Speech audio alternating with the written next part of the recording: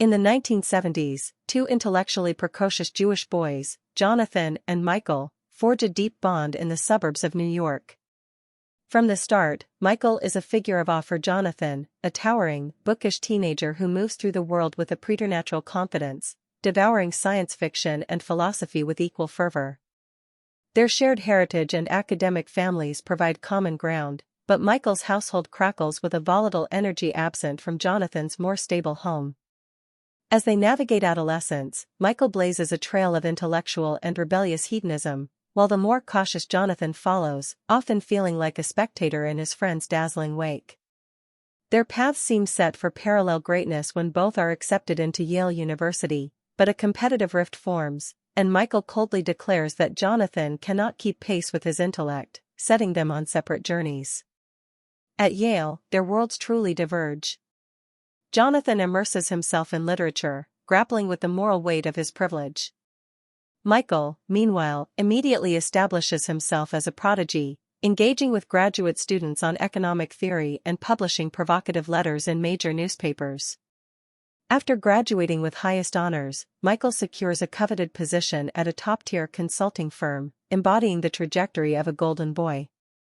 Yet, beneath this success, a fracture is forming. The intense pressure of corporate life triggers a descent into paranoia. He quits, retreating to his parents' home to write, but delusions take hold. He believes his former employer is surveilling him, a sinister force manipulating his life. His erratic behavior draws the concern of a local network of mental health advocates, proponents of the deinstitutionalization movement that aim to treat patients within communities rather than institutions. For a time, Michael becomes a fixture in this supportive environment, his charm masking his growing instability. The unraveling is swift and severe.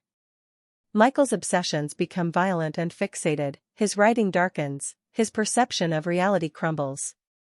He is ultimately hospitalized after a psychotic episode where he believed his parents were Nazis, patrolling his home with a knife. Confined to a locked ward and stabilized with heavy medication, the brilliant, arrogant friend is transformed into a sedated, weary stranger speaking of religious revelations and heard voices. Jonathan, wrestling with loyalty and his own fears, visits him, struggling to reconcile this broken man with the towering mind he once knew. Upon release, Michael enters a bleak landscape of halfway houses and bureaucratic neglect, a humiliating fall for someone who defined himself by his intellect. Yet, a single thread of his old life remains, an acceptance to Yale Law School, offered before his breakdown. The dean, in an extraordinary act of compassion, promises to honor it, to be the ramp for his recovery. Michael enters law school armed with a defiant mantra, crazy, but not stupid. In a remarkably supportive environment, professors and classmates alike extend kindness and accommodation. He manages the rigorous workload, though the medication blunts his once photographic memory.